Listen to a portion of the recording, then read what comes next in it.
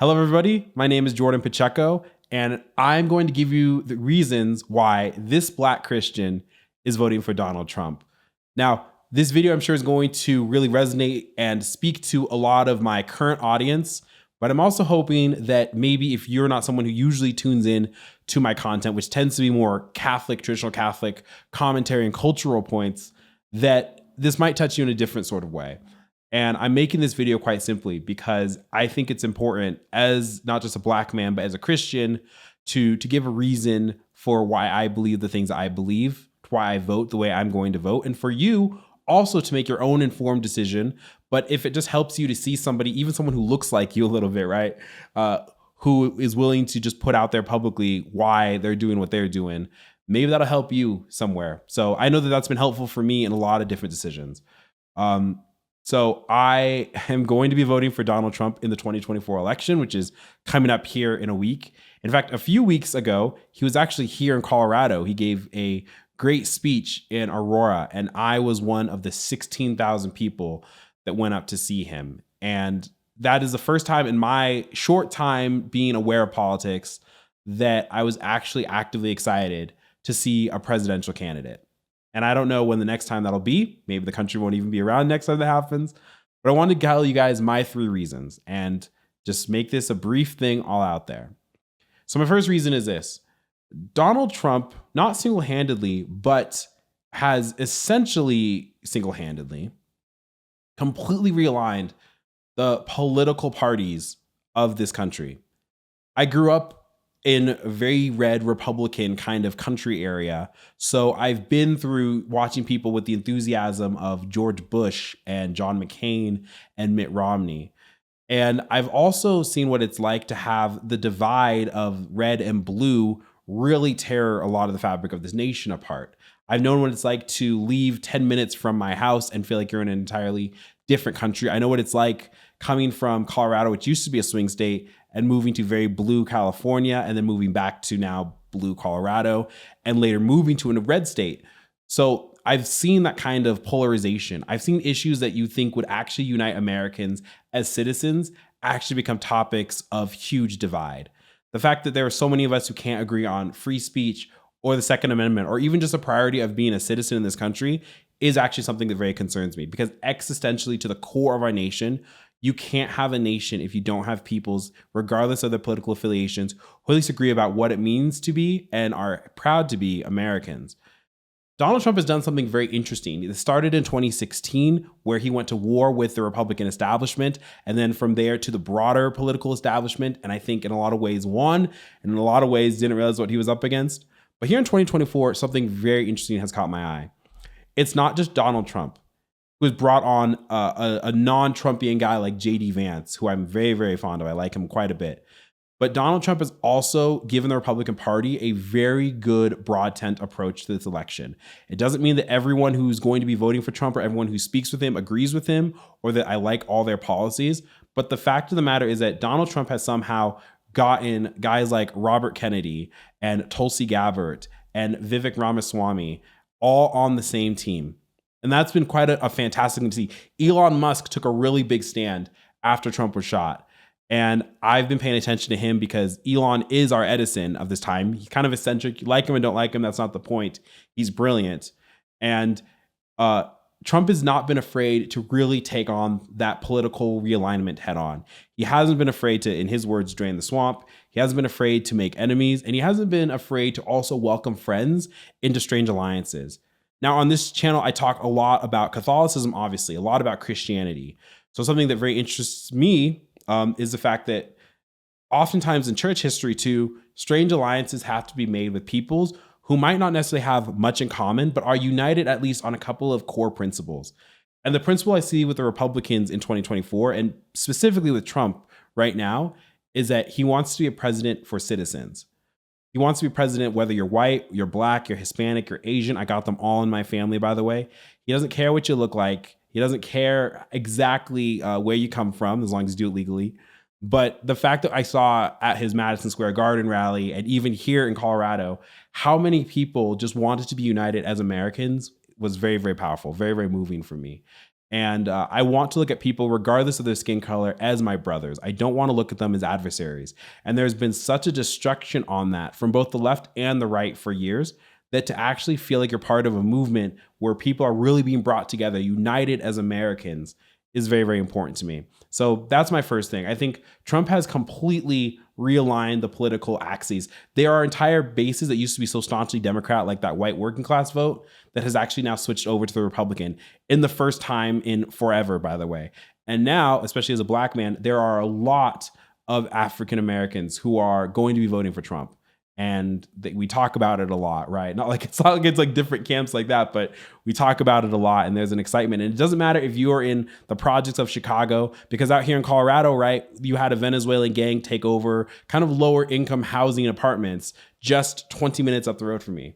And I got to tell you, that kind of stuff disproportionately affects minority communities. So even though I come from the country, it's a different kind of way of living. I have a great commonality and a brotherhood with people, whether you are from the city or you're from the country or from the suburbs, whether you're black or white or Asian. These things that actually negatively affect all citizens is something that the other party is just not going to want to talk about. They actually have had a war against citizens. And to be a citizen every single year in this country has been a diminished factor. And that's something that Trump is fighting for. And I think that's absolutely wonderful. I also think that's why he's getting such broadband support. I love Robert Kennedy's push for Make America Healthy Again.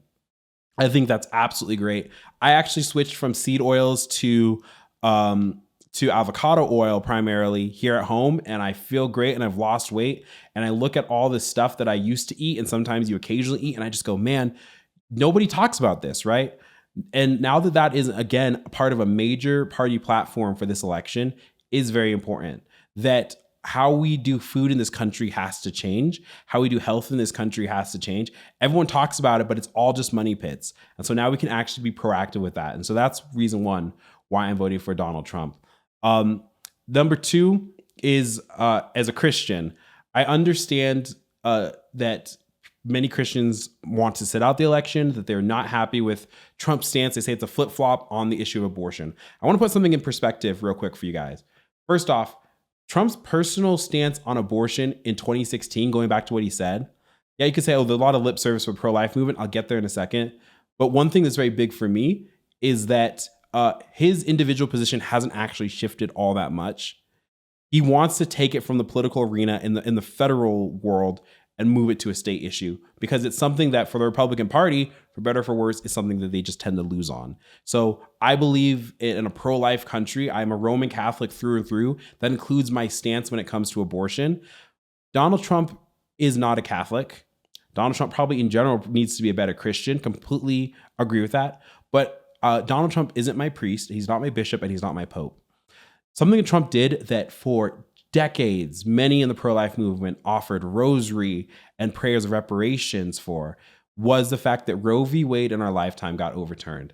And that was because Trump fulfilled a massive campaign promise. He was going to put pro-life, constitutional, conservative judges in the Supreme Court, and that they were going to interpret the law properly. They're going to say Roe v. Wade is unconstitutional. It's not going to be the law of the land. It's going to be kicked back to the states. That's what he's done.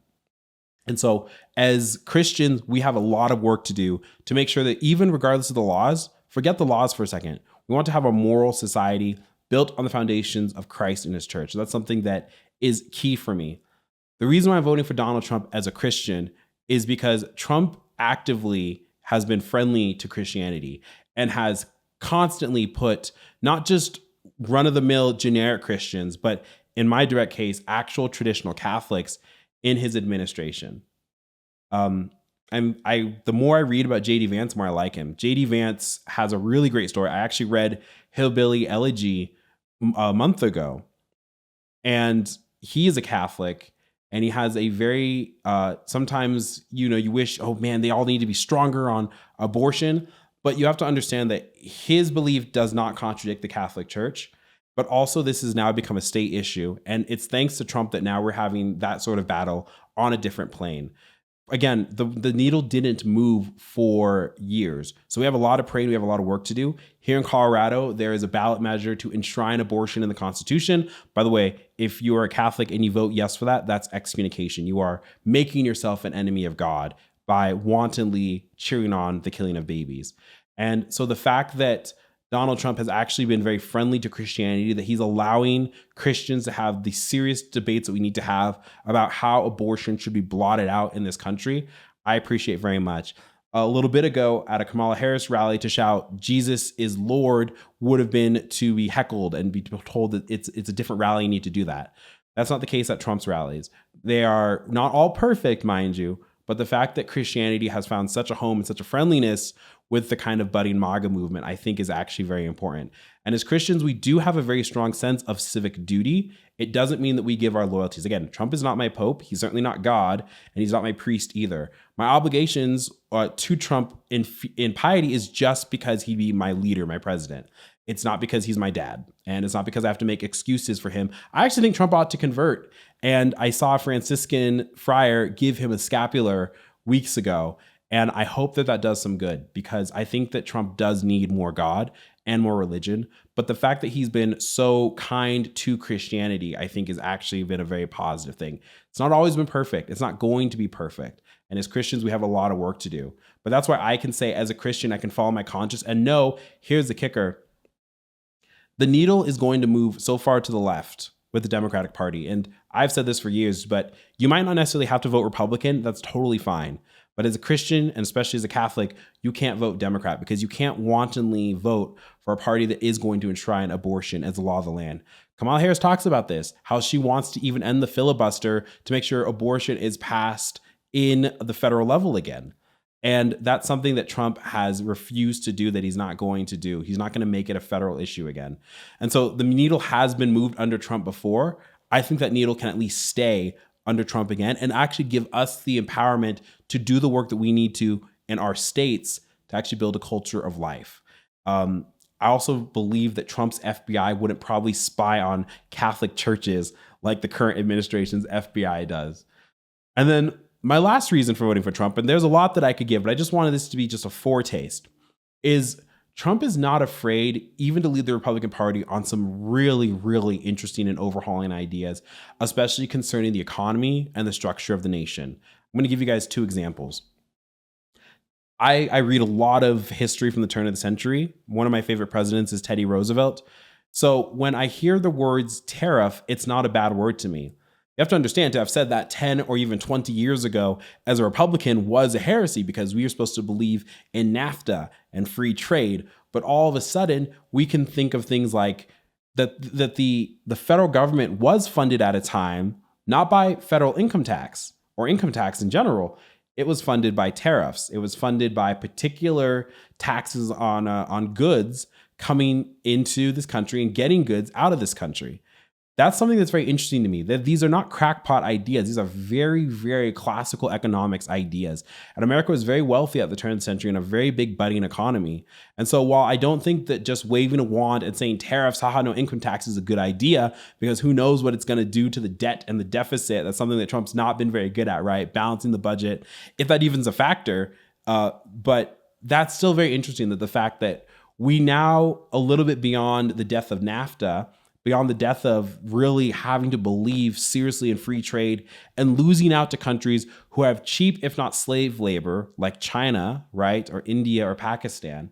Now you could actually be protectionist about your economies. This is, as far as I can tell from historical reading of the world economics, is how most of the history of the world functions. That while you probably can have free trade between two similar powers like the United States of America and the European Union countries, that it's hard to do it with countries that undercut you at every single opportunity. So I hope that there is a needle to be threaded there. I hope that we really see some great conversations from top economists in order to determine, or not, maybe not even just economists, because sometimes you ask, what do they know? But just serious thinkers about how exactly can we approach having a protective economy that's going to protect American workers and also make sure that we can project our exports into the world as well as imports into the world that's going to be beneficial for our economy. Gone are the days where we just have to shrug our shoulders as places in Ohio and in Michigan get completely sold out, factories moving to Mexico, moving to China. I think there does need to be a very important protection for the American worker and a very important protection for American citizens. And then the last thing is the conversations about the actual change in the structure of the federal government. Elon Musk did something crazy. years ago, well, not too long ago, but long enough where he bought Twitter, people were like, oh my gosh, Jack Dorsey, how could you do this? Elon, how could you do this? It's a sinking ship. It's a dumb thing. All the advertisers are going to leave. Twitter's going to sink into the swamp and be done. Elon fired 80% of Twitter. And again, Elon's a very eccentric billionaire, right? He's a very interesting kind of guy, but he's obviously brilliant. To be able to run companies like Twitter and to run companies like SpaceX and companies like Tesla, you have to be pretty insane, and he is. And so when Elon sits there and says, I want to have a government efficiency commission, and I want to slash the federal government, I want to go back to a time essentially pre the welfare state in a lot of cases. I don't know if Trump's going to ever buck for that, but I do think that having Elon on that team is actually a very exciting thing. Now, personally, I might be like so many of you sitting there who believes that I don't think I'm going to get Social Security, or you're going to get Social Security by the time you retire. It runs out of money in the 2030s anyway. Nobody disputes this. So we do have to kind of think very quickly about what is the effect that government should have, and in terms of its impact on citizens. And if that means that we live in a world where we do have less maybe government welfare or government bureaucracy, how much of the federal government now, like 25% of our GDP is just the upkeep of the federal government. If it means that we have an idea of a military not being the biggest, baddest, strongest in the world at all times, but maybe being a pre-war military circa the 1914 or something. I'm just spitballing out there. I like the fact that those are all very bold ideas. A little bit ago, they would have been controversial fringe ideas. And except for maybe a couple of really, really good fighters in the Tea Party, you were never going to get a question about structuring government efficiency. Now it's very much on the table. And I'm looking forward to seeing what those conversations hold, because I think that once again, the burden on our nation state's just too great. And it's something that's very, very important to me. So I like boldness. I like radical ideas, if, tested radical ideas. Radical traditional ideas might be more accurate, the term. But yeah, I'm sitting here and I got this MAGA hat in front of me that I've had since 2016. And if I put it on, you're going to get shadow over my eyes. So I'm going to go ahead and take it off. But I just want you guys to know that, at the end of the day, this election is going to be ultimately something that we have to give to the will of God. Trump is not our savior. And Kamala, despite how many times I think sometimes she tries, I don't think is Satan. So therefore, we have to commend this election to God. It is to God alone that our struggles, that our tears, that our triumphs belong to. And so if you've been feeling a lot of trepidation about this election, it's to God that we must give our prayers. We have to understand that God is in control, right? That God is in control of his providence reigns upon the earth. And if we don't believe in that, if we don't hold ourselves like that, if we make politics our God, that's a dangerous road too that we don't want to go down.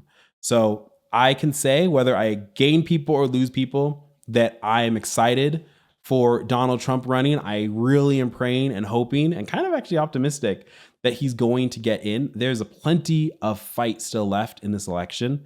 And I think it's very important that even for people who maybe you're watching and you very vehemently disagree with me, know a couple of things. Number one, I'm not a Nazi, because Madison Square Garden wasn't a Nazi and Trump's not a Nazi, and you need to chill a little bit. But even if you have a vehement disagreement with you, I want to be able to love you still as my brother, love you still as my sister, to talk to you as a Christian, right? I don't have any hatred in my heart for the other side. I obviously hate some of the ideas that they have. The wanton killing of children now is on the ballot. Infanticide is already being practiced in the States, and we know biblically what happens to nations that kill their children. We've been practicing this for decades, and I think a chastisement probably is due. But it is also to our prayers that God sometimes turns away his wrath and divine judgment and actually really pours out his love and his mercy. So while I'm not saying again that Trump is going to be that savior general, he's certainly not the second coming of Christ by any stretch of the imagination. I would get Trump a nice catechism and into Latin mass if I could. I do think it's very important that we still pray, that we offer up our prayers for this nation, that we pray that there may be a great, great victory for us in November. And that if we do get Trump in, that he may be governed by Christian principles, by the Christians that are around him, who I think there is a great gaggle of. And so those are just my last kind of thoughts. That's why I'm voting for the felon. Y'all can hate me or not, but I hope that this video at least helps you. And maybe again, if you're undecided, I do encourage you to look at the issues, right? But also to really pray, meditate about it. And hopefully you'll see, at least understand the reasons why I'm voting the way that I'm voting. Thank you guys so much for watching. If this is your first time on the channel, we mostly talk about Catholic commentary stuff, so plenty of great videos that you'll find on the channel. We'd really much appreciate it if you gave a subscribe and a like, and also check out that Patreon, patreon.com/gladtradpodcast, or become a channel member if you want to support the show. I'm not going to make too many political videos. Don't worry, I'm not changing the whole gear of the channel for all my old guard, but just thought this was important to make. So until next time, God bless you and Mary keep you. I'll see you on the next one. Adios.